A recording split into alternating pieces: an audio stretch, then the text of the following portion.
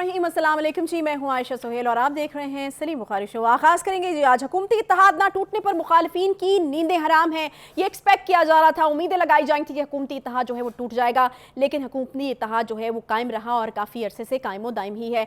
अहम इजलास था जी इत्तेहादियों का, जहाँ पर वज़ीर-ए-आज़म मियां शहबाज शरीफ साहब ने बात की है।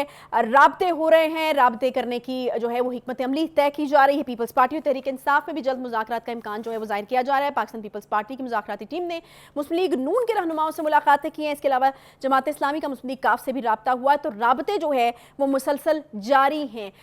क्या इन राब्तों का नतीजा निकलता है, इस पर भी हम जो है वो बात करेंगे। इसके अलावा बात होगी जी साकिब निसार के हवाले से भी वज़ीर-ए-आज़म साहब ने बात की है, उस पर भी हम बात करेंगे। फिर पाकिस्तान तहरीक इंसाफ जो है, सबसे पहले यकीनन आपको इल्म है कि खान साहब ने कहा कि इन 3 दिनों में ईद के जो है वो उनके ऊपर हमला होने वाला है, तो वहाँ पर जी अदालत ने मना कर दिया कि खान साहब को हिरासा ना किया जाए। और फिर ईद के हवाले से एक ज़बान पाक का जो स्केड्यूल है वो भी जारी कर दिया गया है कि ईद जो है वो किस तरीके से पीटीआई के कारकुनान जो हैं वो मनाएंगे। इसके अलावा बात करनी है हमें जी आज़ाद कश्मीर के इलेक्शंस के हवाले से, इस पर भी हम तफसील से बात करेंगे क्योंकि वहाँ पर भी चीज़ें जो हैं वो थोड़ी गड़बड़ चल रही हैं। हम देख रहे हैं कि पीटीआई ने वज़ीर-ए-आज़म आज़ाद कश्मीर के इंतखाब में वहाँ पर रुकावटें डालना शुरू कर दी हैं। अस्सलाम वालेकुम बुखारी साहब, क्या हाल चाल है? वालेकुम अस्सलाम, क्या हाल है आपके? खैरियत से हैं? अल्हम्दुलिल्लाह जी बिल्कुल ठीक ठाक। बुखारी साहब राब्ते हो रहे हैं और जो है इनमें तेज़ी हम देख रहे हैं और मैं तो मेरे ख्याल में ज़रा ऑप्टिमिस्टिक अप्रोच के साथ इसको बड़ा पॉजिटिवली देख रही हूँ कि अगर राब्ते शुरू हो गए हैं तो यकीनन राब्तों का जो सिलसिला है वो पीटीआई के साथ भी बहाल हो जाएगा, क्योंकि ये भी कहा जा रहा है कि पीपल्स पार्टी और पीटीआई जो है उनके दरमियान राब्ता होगा तो हो सकता है कि पीपल्स पार्टी एक कनेक्टिंग फैक्टर बने। मुस्लिम लीग नून के साथ भी चीज़ें बेहतर होने जा रही हैं।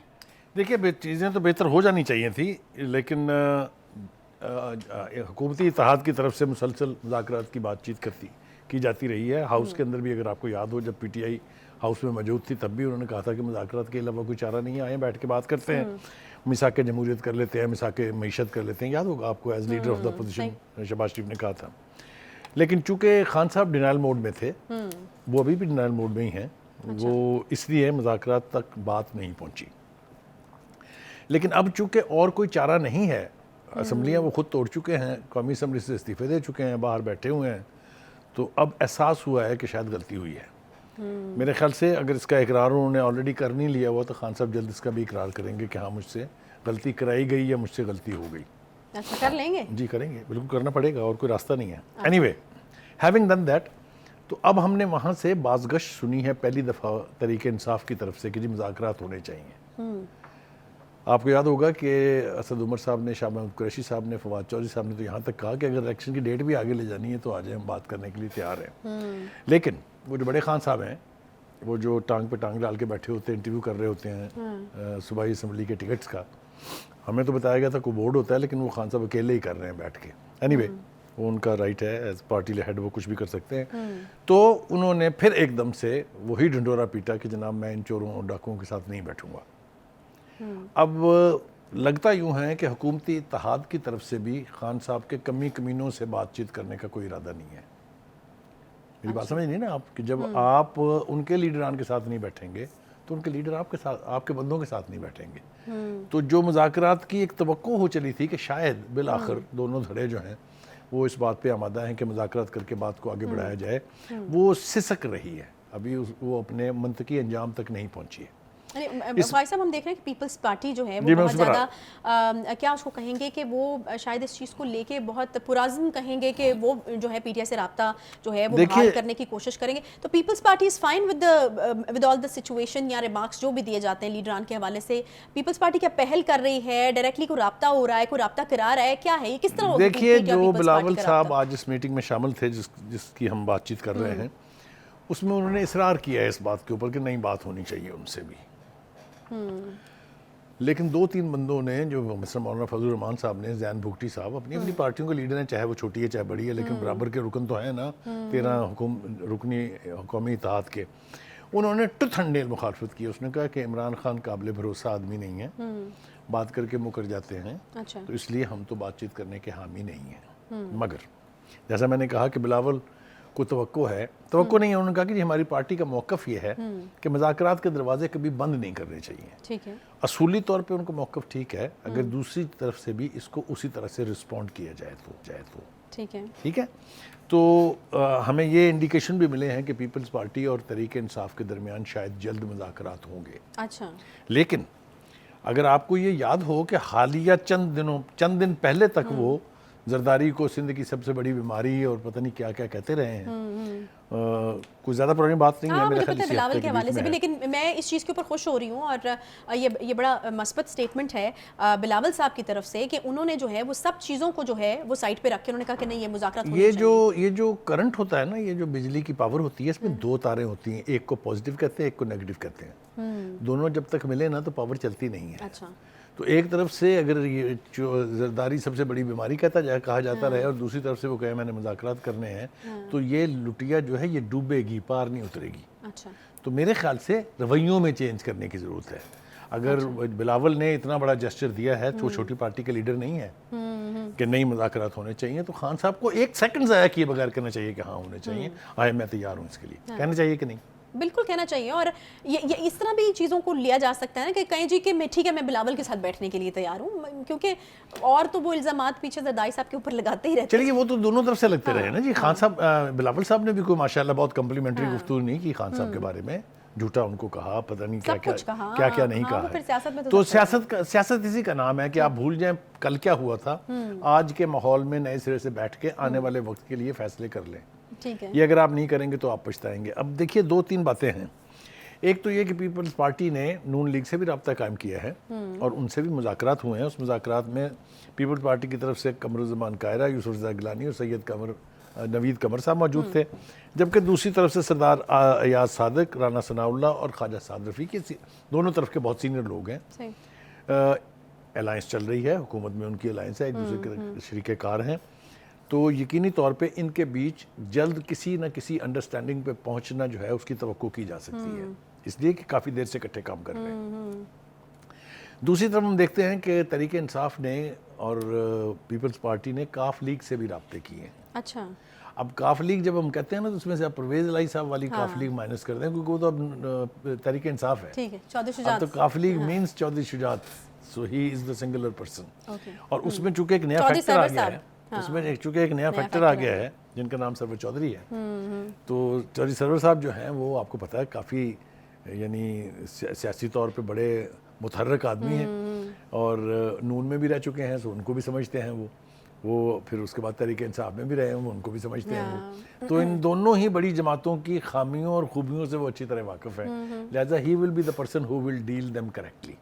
لیکن میرے دفتر وہ تشریف لائے تھے، آپ کو تو یاد ہے جی. تو انہوں نے اس میں یہ اندیا ضرور دیا تھا کہ ہمارے ساتھ اگر کسی کے مذاکرات کامیاب ہونے کا زیادہ چانس ہے تو وہ نون لیگ ہے. یہ آپ کو یاد ہوگا یہ فرمایا تھا، اور میں بھی سمجھتا ہوں کہ وہ یہ بات ٹھیک کر رہے ہیں، اس لیے کہ ایک تو تحریک انصاف سے ان کی مخاصمت یا تحریک انصاف میں ان کے لیے بیڈ فیلنگ تازہ ہے. ہاں، اور بالکل میرے خیال میں جو پرویز الہی صاحب الگ ہوئے وہ بھی تو وہی فیکٹر تھا نا. تو اس لیے میرا نہیں خیال کہ اس تحریک انصاف اور کاف لیگ کے بیچ کو انڈرسٹینڈنگ جلدی ہوگی.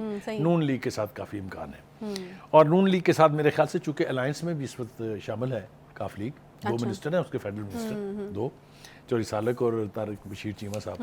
تو لگتا یہ ہے کہ یہ بھی کوئی نہ کوئی کسی نہ کسی منطقی کنارے پہ پہنچ جائے گی ان کی بات چیت جلدی. اب آ جائیں جناب، باتیں تو بہت ساری کرنے کی ہیں. الیکشن کھیلنے کا ہو رہا ہے نا، یہ سارا کچھ آپ کو پتہ ہے. الیکشن کمیشن نے اپنی رپورٹ پیش کر دی ہے، چیف اپنے سپریم کورٹ میں سبمٹ کرا دی ہے باقاعدہ انہوں نے کہا جی ایک تو ہمیں فنڈ نہیں ملے ہیں، لہٰذا اس لیے ہم نہیں کرا سکتے، اور دوسرا یہ کہ ہماری ذمہ داری ہے peaceful fair and free election کروانا، اور ہم نہیں سمجھتے کہ اس وقت ماحول ایسا ہے جس میں یہ تینوں چیزیں انشور کرنا ممکن ہے. صحیح ہے. ٹھیک ہے. تو انہوں نے بھی ہاتھ کھڑے کر دیے ایک طرف سے. اگر آپ دیکھ لیں اسٹیٹ بینک پہلے ہی کہہ چکا ہے کہ جناب ہم نے تو رضامندی دے دی تھی، کامہ کمیٹی میں گیا کیبنٹ کے تھرو تو وہ انہوں نے ریجیکٹ کر دیا، اور قومی اسمبلی نے بھی ریجیکٹ کر دیا. اس لیے وہ تو ایک یعنی فیصلہ ایک طرح سے ہو چکا ہوا ہے. اس کے اوپر سپریم کورٹ کیسے ریئیکٹ کرتی ہے وہ ہم نے ابھی تک ہمارے سامنے نہیں آیا ہے, لیکن یقینی طور پہ میرا نہیں خیال کہ وہ اس کو اتنا آسانی سے ہضم کریں گے. they will have to take it as with a pinch of salt. یہ وہی والا سوال ہے جو میں کل سے آپ سے پوچھ رہی ہوں, اور میں نے آپ کو کہا تھا کہ کہانی یہاں ختم ہوتی ہے یا آگے ہونا ہے؟ کہانی میرے خیال سے اب شروع ہوگی. اچھا آپ شروع ہوگی. اور یہ کس کروٹ بیٹھے گا اونٹ یہ ابھی پریڈکٹ کرنا ممکن نہیں ہے.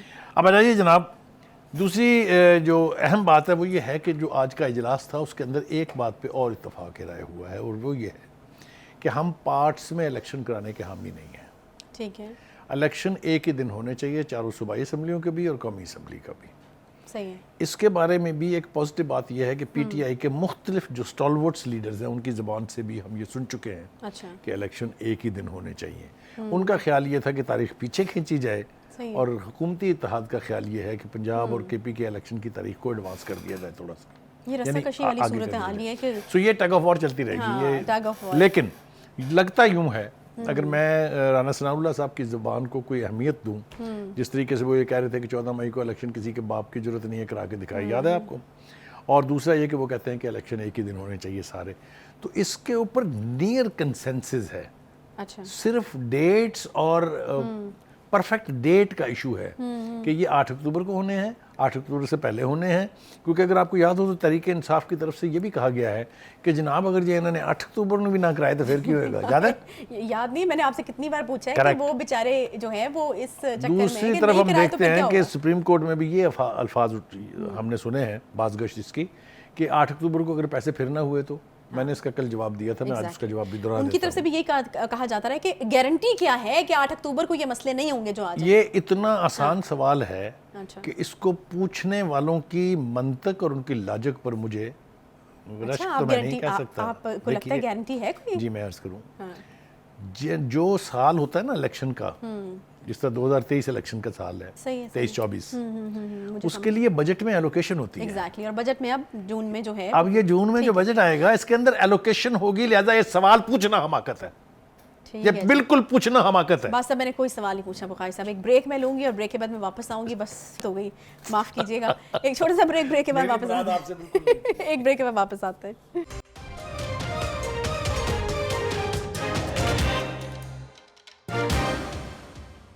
بریک کے بعد ایک بار پھر سے خوش آمدید کہتے ہیں. جی بالکل, ہم ثاقب نثار کے حوالے سے بھی وزیر اعظم صاحب نے بات کی ہے. اس پر جانے سے پہلے ایک بڑی اہم ملاقات ہوئی. ایک دم سے مجھے خیال آیا کہ بڑی, میرے خیال میں کوئی ایک ایسی ملاقات جس کے اندر یقیناً بڑی اہم باتیں جو ہیں وہ ہوئی ہوں گی, اور ہو سکتا ہے کہ اگلے آنے والے دنوں میں اس ملاقات کے جو ہے اثرات بھی ہمیں دیکھنے کو ملیں. انٹیلیجنس ایجنسیز کے سربراہان کی چیف جسٹس جو سربراہان کی چیف جسٹس سے چیمبر میں ملاقات ہوئی ہے. بخاری صاحب یہ جو ہے کیا انڈیکیٹ کر رہا ہے, اور ممکنہ طور پر ہم سوچ تو سکتے ہیں کہ کس بارے میں گفتگو جو ہے وہ ہوئی ہوگی. الیکشن ایک بہت بڑا مسئلہ اس وقت چل رہا ہے, تو کیا آپ کو لگتا ہے کہ مسئلہ جو ہے وہ حل ہونے کی طرف آئے گا اس کے بعد؟ آپ کو یاد ہوگا کہ ڈیفنس منسٹری کی طرف سے ایک رپورٹ جمع کرائی گئی تھی. پہلے بھی ڈیفنس سیکرٹری صاحب جو ہے ان کو عدالت نے بلایا تھا, تو ان سے بات تو نہیں ہوئی تھی, لیکن ایک رپورٹ سبمٹ کرنے کے لیے کہا تھا. انہوں نے بھی رپورٹ ایک سبمٹ کی تھی جس میں انہوں نے ifs اینڈ بٹس جو ہیں وہ واضح کیے تھے کہ کیوں اس وقت جو ہے عملہ جو ہے, خاص طور سے جو ورک فورس ہے, جو فورسز ہیں, وہ کیوں نہیں اس وقت دی جا سکتی الیکشن کے لیے. میرے خیال سے یہ میٹنگ اسی کے لیے تھی کہ فردر وضاحت اس کی جائے, تاکہ کوشش کی جائے سپریم کورٹ کو باور کرانے کی کہ حالات کیا ہے. دیکھیے اس وقت کیفیت یہ ہے کہ حکومت اور سپریم کورٹ دونوں ڈیگر ڈراؤن صورتحال میں ہیں. ٹھیک ہے, ایک دوسرے کے خلاف جو کہتے ہیں نا اردو زبان میں خنجر بکف ہے, تو کوئی بھی اپنی پوزیشن کو کمپرومائز کرنے کے لیے تیار نہیں ہے. اگر آپ نے دیکھا تو پرائم منسٹر صاحب نے بھی آج یہ کہا کہ پارلیمنٹ کی بالادستی تو ہر قیمت پہ ہم نے رکھنی ہے سب سے اوپر, اور کوئی قدغن لگانے کی کوشش کی جائے گی تو اس پر سخت مزاحمت کی جائے گی. تو لہجہ نوٹ فرمائیں آپ. ادھر سے سپریم کورٹ ہے کہ وہ کہتی ہے کہ آپ کی ایسی کی تیسی الیکشن میں پروویژن ہے یہ کہ آپ نے 90 دن میں کرانا ہے, تو وہ کرائیں. کچھ لوگ بیچ میں سے پوچھتے ہیں کہ جناب 90 دن کی ڈیڈ لائن تو آپ نے سپریم کورٹ نے خود بھی بائی پاس کر دی ہے, کیونکہ 30 اپریل کو الیکشن ہونے تھے 90 دن میں, تو وہ آپ نے 14 مئی کر دی. تو آپ نے کس کھاتے میں وائلیٹ کیا جی کانسٹیٹیوشن, یہ بھی پوچھ رہے ہیں لوگ. Having said that, Saeed Ghani صاحب کی گفتگو کا میں حوالہ دینا چاہتا ہوں, لیکن اس سے پہلے ہم یہ کہا کرتے تھے کہ جناب چودھری افتخار صاحب کے دور میں جوڈیشل ایکٹیوزم جو ہے وہ اس کی ترویج, یعنی وہ مارد وجود میں آیا. ماضی وجود میں تو میرے خیال میں پہلے آ چکی تھی بغائی صاحب، لیکن ایکسرسائز تب لیکن ہوا. ایکسرسائز جو ہے وہ کافی پراپرلی اس کو. سعید غنی صاحب یہ کہتے ہیں کہ جناب یہ جوڈیشل ایکٹیویزم نہیں ہے، یہ ہے جوڈیشل مارشل لا. یہ فوجی مارشل لا نہیں ہے، یہ جوڈیشل مارشل لا ہے. اور وہاں پر جو موجود ہیں لوگ وہ جوڈیشل ڈکٹیٹرز ہیں، فوجی ڈکٹیٹر نہیں ہیں. زبان اور لب و لہجہ جو ہے یہ بتا رہا ہے کہ کوئی کل سیدھی ہوتی دکھائی نہیں دے رہی، کیونکہ Peoples Party being partner with the government, P D M کی جو گورنمنٹ ہے اس میں وہ شریک کار ہے، ان کے بندوں کی طرف سے یہ لب و لہجہ، یہ زبان. لیکن یہی لب و لہجہ زرداری صاحب نے بھی اختیار کیا، اور اس سے پہلے خود بلاول صاحب بھی یہ لب و لہجہ اختیار کرتے رہے ہیں. تو جہاں تک سپریم کورٹ کا تعلق ہے، میرا نہیں خیال کہ حکومت از گوئنگ ٹو بچ. مذاکرات کیے جا رہے ہیں پولیٹیکل پارٹیز کو ایک پیج پہ لانے کے لیے، تاکہ کوئی ایک ورکنگ ایکویشن ہو جائے، کسی ایک فارمولے پہ اتفاق ہو جائے، تاکہ یہ جو رساکشی چل رہی ہے، یہ جو فساد برپا ہے، پولیٹیکل فساد، خاص طور سے آپ سیاسی بحران کہہ لیجیے اس کو نرم لفظوں میں، اس سے نجات ہو سکے. تو یہ دو باتیں کرنی جو ہیں وہ بہت ضروری تھی. اور ایک اور وضاحت، چیف جسٹس صاحب نے پہلے یہ آپشن دیا تھا کہ بیٹھ جائیں آپ. میرے خیال میں یہ سچویشن جو ہم دیکھ رہے ہیں، پھر وہ میں نے بیان کر دی نا شروع میں کہ جب بیٹھنے کی بات آتی ہے تو خان صاحب کہتے ہیں میں نے تو ان کے ساتھ نہیں بیٹھنا. تو اگر وہاں پہ میرے خیال میں چیزوں کو صحیح طریقے سے وزڈم کے ساتھ لیا جاتا تو سپریم کورٹ کے ساتھ یہ جو اس وقت ہم، ہاں میرے خیال سے یہ جو بدصورت صورتحال ہے اس سے بچا جا سکتا تھا. ایک اور بات جس کی وضاحت رہ گئی ہے، ہم نے پہلے گفتگو میں پہلے سیگمنٹ میں کہا تھا کہ جی بلاول زرداری صاحب نے اصرار کیا کہ مذاکرات ہونے چاہیے، اور ہم نے یہ بھی کہا کہ مولانا فضل الرحمان اور زین بگٹی نے اس کی شدید مخالفت کی. لیکن بلاول بھٹو کی سپورٹ کی جن لوگوں نے، ان کا نام لینا بھی بہت ضروری ہے، جو ان کا اصرار ہے کہ پی ٹی آئی سے مذاکرات ہونے چاہیے، اس کی حمایت کی ہے جی ایم کیو ایم نے، بی این پی نے، خالد مگسی نے، چودھری سالک نے اور محسن داوڑ نے. That means Bilawal is not alone in his approach. تو ہم پھر دعا گو ہیں. آل سیڈ اینڈ ڈن جو کچھ بھی ہو رہا ہے، اس کا سیاسی حل نکالنے کی ہر کوشش کو ہم سپورٹ کرتے ہیں، ایز اے آرگنائزیشن بھی اور ایز ٹو انڈیویجول بھی. Is that right? تو مذاکرات ہونے چاہیے، اور مذاکرات کے ذریعے ہی کوئی نہ کوئی حل نکلنا چاہیے. اب آ جائیں آپ ثاقب نثار صاحب. ہاں جی بالکل، آج ایک بار پھر جو ہے وہ نشانے پر لیا ہے وزیر اعظم صاحب نے ثاقب نثار صاحب کو، اور میرے خیال میں شاید ان کے کچھ زخم تازہ ہو گئے تھے. وہ کر رہے تھے جی خطاب وہاں پر جی راولپنڈی کے institute of urology and transplantation میں گئے تھے، اور وہاں پر وہ خطاب کر رہے تھے، اور پھر ان کو پی کے ایل آئی یاد آ گیا، پھر ان کو اور بہت ساری چیزیں یاد آ گئی. تو آج کافی نشانے پر رہے ثاقب نثار صاحب وزیر اعظم صاحب کو. جی دیکھیے، یہ جو ڈیم کا ایشو ہے یہ کافی کنٹروورشل ہے، آپ کو پتہ ہے. صحیح. پہلی بات تو یہ کہ اس کے اوپر سب سے بڑا اعتراض یہ تھا کہ یہ سپریم کورٹ کا کام نہیں ہے کہ وہ ڈیم کے فنڈ بنائے اور جا کے اس کو پوری دنیا میں اس کے لیے چندہ جمع کرے. ڈو یو تھنک کہ یہ کام سپریم کورٹ کا ہے؟ نہیں، بالکل نہیں. ایک عام آدمی سے آپ پوچھیں تو وہ بھی کہے گا کہ نہیں ہے. چلیے جناب، آپ نے کیوں بنایا، پہلے تو آپ یہ اس کا جواب دیں. پھر کتنے پیسے اکٹھے ہوئے، ہو ول ڈیسائیڈ کہ ٹوٹل پیسے آئے کتنے تھے اور بینک میں کتنے موجود ہیں اور کتنے وہ ہو گئے ہیں. ثاقب نثار صاحب نے آج اس کی جواب دینے کی کوشش کی ہے. انہوں نے کہا جی 10 ارب روپے جمع ہوئے تھے، پہلے ہم نے سنا تھا 12 ارب ہوئے ہیں، ہم نے یہ بھی سنا تھا 14 ارب ہوئے ہیں. اچھا 10 ارب ہوئے، اور اب وہ یہ کہتے ہیں کہ بینکوں میں چونکہ ہم نے ڈپازٹ کر دیے تھے، یعنی انویسٹ کر دیے تھے، تو یہ اب 17 ارب ہو گئے ہیں. اچھا یہ ان کی طرف سے یہ فگر دیا گیا ہے. دیکھیے ایشو یہ نہیں ہے، ایشو یہ ہے کہ ڈیم کے پیسے سپریم کورٹ کی ڈسپوزل پر کیوں پڑے ہیں. سپریم کورٹ نے تو ڈیم نہیں بنوانا، نہ بنانا ہے. یہ تو گورنمنٹ کے کرٹسی کے تھرو ٹینڈر ہوں گے، اس کے بعد پھر کسی کو ٹینڈر الاٹ ہوگا، پھر اس کی مینوفیکچرنگ ہوگی، پھر حکومتی ادارے جو ہیں اس کو سپروائز کریں گے اینڈ ایوری تھنگ. چلیے there always is a starting point نا. اب ان کو چاہیے کہ یہ ڈیم فنڈ کے پیسے جو ہیں ٹرانسفر کر دیں حکومت پاکستان کو، تاکہ وہ اسی پرپز کے لیے خرچ. دیکھیں جس ڈیم کے لیے بنے تھے وہ ڈیم کی تعمیر کا کام تو پروسیس میں ہے، بجٹ میں اس کی اسپیشل ایلوکیشن موجود ہے. آپ کو لگتا ہے کہ ابھی اس حکومت کو یہ پیسے ٹرانسفر ہو جائیں گے؟ دیکھیے یہ نہ کریں آپ تو آپ مزید 10 سال نہ کریں، آپ بادشاہ لوگ ہیں. سپریم کورٹ کو کوئی چیلنج تو نہیں کر سکتا نا، کیونکہ اب ثاقب نثار صاحب نہ صحیح تو جو اس وقت سپریم کورٹ کے چیف جسٹس ہیں وہ اس کے کسٹوڈین تو وہ ہے نا، تو ان کے پاس ہے. اور پھر جب اگلے آئیں گے تو وہ کسٹوڈین ہوں گے. ہاں میرے خیال سے یہ ہم فیصلہ چھوڑ دیتے ہیں ان لوگوں کی وزڈم کے اوپر کہ وہ اس کا کیا فیصلہ کرنے جا رہے ہیں. لیکن آج جو آپ نے آغاز میں گفتگو کی کہ پرائم منسٹر صاحب نے آج کافی ثاقب نثار صاحب کا گھیراؤ کرنا کہہ لیں آپ اس کو، یا ان کے اوپر تنقید کی ہے بہت شدید. ایک تو انہوں نے یہ کہا کہ مجھ پر آپ نے الزام لگایا تھا جب آپ چیف جسٹس تھے کہ میں نے 20 ارب روپے جو ہیں غرق کر دیے ہیں. تو میں آپ سے آج یہ پوچھتا ہوں کہ اگر میں نے غرق کر دیے ہوتے, یعنی یہ پرائم منسٹر صاحب کہہ رہے ہیں, تو یہ پی کے ایل آئی جیسا ادارہ کیسے بن گیا؟ آپ گئی ہیں کبھی پی کے ایل آئی؟ بالکل میں It's a گئی ہوں. huge complex. اور کرونا کے ٹائم پہ بخاری صاحب پی کے ایل آئی نے اتنا زبردست قسم کا کام کیا ہے وہاں پر. پی کے ایل آئی ایک بہت زبردست قسم کا انیشیٹو تھا. میں کسی گورنمنٹ کی یا کسی اس طرح سے سائڈ نہیں لے رہی. پی کے ایل آئی ایک بہت زبردست قسم کا انیشیٹو تھا جس کو ہم نے دیکھا کہ پی ٹی آئی کے دور میں بہت زیادہ انفارچونیٹلی 2-3 باتیں ثاقب نثار صاحب کے دور میں جو ہوئیں, ایک تو یہ کہ انہوں نے سرکل ریلوے کو 18 مہینے ڈیلے کیا, اس کا افتتاح نہیں ہونے دیا, حالانکہ that was almost ready to be inaugurated. ایک کے بعد دوسرا الزام, دوسرے کے بعد تیسرا الزام, تیسرے کے بعد چوتھا نقص, پانچواں نقص, چھٹا نقص, حتیٰ کہ 18 مہینے تک کچھ نہیں نکلا اس میں سے. الٹیمیٹلی اس کا افتتاح ہوا.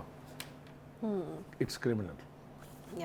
ٹھیک ہے, ایک بات. یہی حال پی کے ایل آئی کا ہوا. الزام ان کے اوپر یہ ہے کہ وہ اپنے بھائی کو اس کا ڈائریکٹر جنرل بنانا چاہتے تھے, اور ڈاکٹر سعید صاحب, سعید الہی if I'm not wrong, وہ سب کچھ چھوڑ چھاڑ کے, وہ بہت معروف اور بہت پائے کے ان کے نام کے پیٹرنز چلتے ہیں وہاں, وہ سب کچھ چھوڑ کے آئے تھے. انہوں نے آ کے یہاں پی کے ایل آئی کی پہلا کڈنی اینڈ لیور کا ٹرانسپلانٹ کا پروجیکٹ لگایا تھا, جس کو کرانے کے لیے ہمارے ہاں سے لوگ انڈیا تک جاتے ہیں. آپ کو یاد ہے 3-4 سال اس کے اوپر کام رکا رہا. بالکل نہیں. پرسنلی بخاری صاحب میں وہی کہی نا کہ پرسنلی میں ایسے ڈاکٹر سے ملی ہوں جو سب کچھ اپنا چھوڑ چھاڑ کے امریکہ سے آئے تھے, اور وہ لٹرلی انہوں نے کہا کہ ہمیں اب لگتا ہے کہ شاید ہمارے کریئر کا سب سے غلط موو تھا جو پھر گورنمنٹ نے ان کے ساتھ کیا. اچھا بخاری صاحب, میرے خیال میں تھوڑا سا آگے بڑھ جاتے ہیں اور بات کرنی ہے مجھے اس دہائی کی جو خان صاحب نے دی کہ 3 دن عید کے جو ہیں وہ میرے لیے خطرناک ہیں. تو پھر عدالت نے یہ کیا, خدا کے لیے آپ مجھ پر احسان کریں اور یہ گفتگو خان صاحب کے ساتھ منسوب نہ کریں. میرے دل میں تو ان کا بہت بڑا قد ہے. خان صاحب نے درخواست دی تھی, انہوں نے کہا تھا 3 دن میں ہی مجھ پہ حملہ کریں گے زمان پاک کر رہے ہیں. مجھے یہ سمجھ میں نہیں آتی, میں ان سے پوچھنا چاہتا ہوں. منع کر دی عدالت نے کہا آپ نے بالکل ہراساں نہیں کرنا. میں عدالت کی تو بات نہیں کر رہا, میں کہتا ہوں خان صاحب وہاں گئے کیوں یہ کہنے کے لیے. اچھا آپ مجھے بتائیے دل پہ ہاتھ رکھ کے, خان صاحب کو کوئی ہراساں کر سکتا ہے جس خان صاحب کو ہم جانتے ہیں؟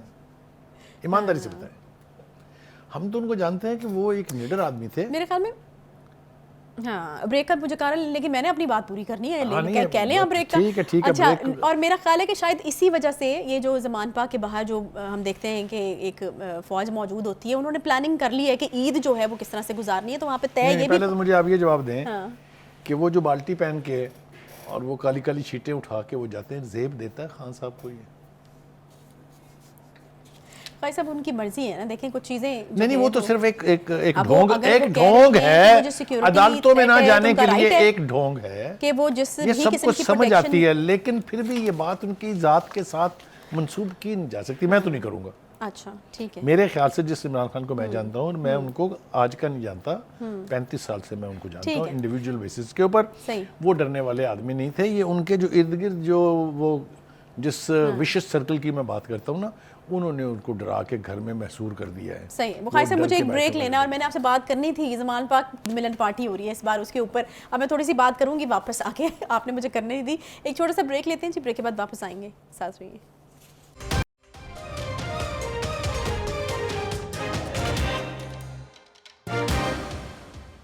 ویلکم بیک جی. بریک کے بعد ایک بار پھر سے خوش آمدید کہتے ہیں.